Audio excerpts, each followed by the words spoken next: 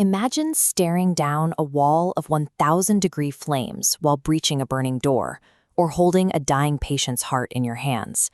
Now imagine that being the easy part of your day, because the real terror is waiting for you at home in the form of your own family. Which would you choose to face? Song Yan is a fire station captain who routinely walks into collapsing buildings. Shu Qin is an emergency room surgeon who thrives under the intense pressure of saving lives. On paper, they are fearless professionals operating at the absolute peak of their fields. But outside of their uniforms, the adrenaline fades into a different kind of tension.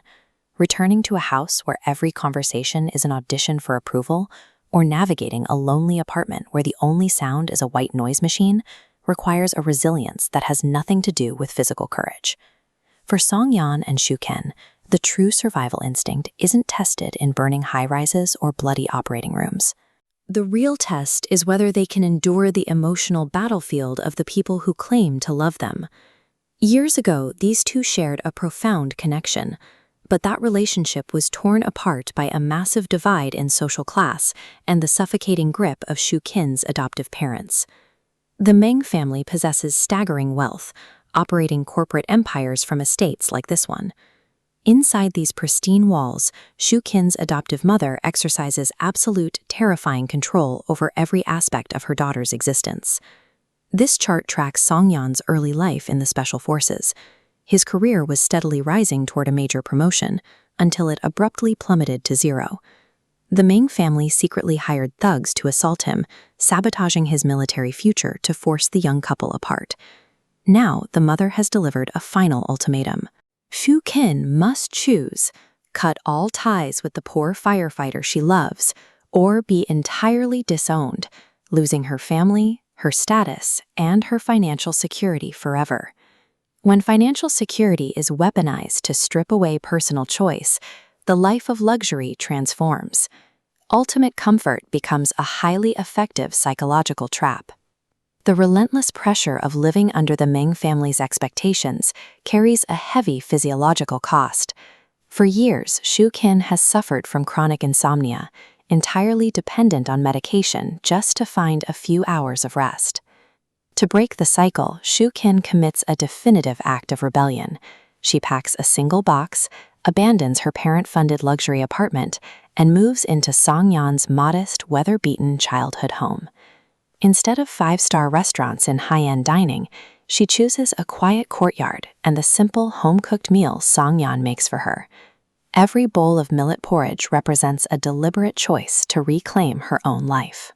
In a hyper-controlled environment, striking back doesn't require a grand, dramatic gesture. True rebellion is the radical act of walking away to choose ordinary, peaceful happiness. Their hard-won peace shatters when a massive fire breaks out at a local construction site. During the rescue operation, a charred ceiling beam collapses, tragically ending the life of Song Yan's young teammate, Da Peng. This ownership diagram shows the structure behind the site, the construction permit and the safety violations for the Jun Guang. To protect their assets, the Meng family immediately deploys their wealth.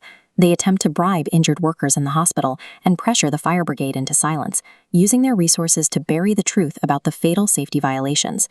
If you were holding the evidence, what would you do?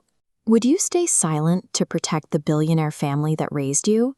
Or would you risk your entire career to expose the truth about a colleague's death? This corporate cover-up forces an unavoidable collision. Shu Qin's loyalty to the parents who adopted her is now directly pitted against her sacred duty to preserve human life.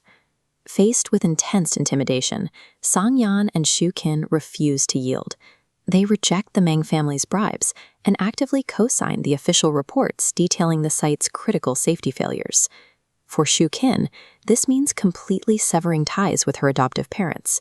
She turns her back on their money and their conditional love, demanding absolute justice for the fallen firefighter. Song Yan experiences a quiet transformation in the aftermath. With the Meng family facing public ruin, he has the perfect opportunity to exact revenge on the people who sabotaged his life. Instead, he simply signs the report and lets go of the anger, choosing to move forward. They survive the physical dangers of the flames, but their ultimate victory is surviving the moral corruption of the aftermath without losing their integrity. Standing in the quiet courtyard they now share, Song Yan makes a lifelong commitment. He offers a simple engagement ring, promising to defend Xu Qin with the exact same dedication and loyalty he gives to his city. A partnership like theirs offers something wealth never could, the permission to choose a difficult truth over a comfortable lie. If it came down to it, would you be brave enough to give up your entire world for the right person? For Xu Qin and Song Yan, the ultimate survival wasn't pulling each other from the ruins. It was the decision to walk away from a prescribed life, to find a love that finally let them breathe.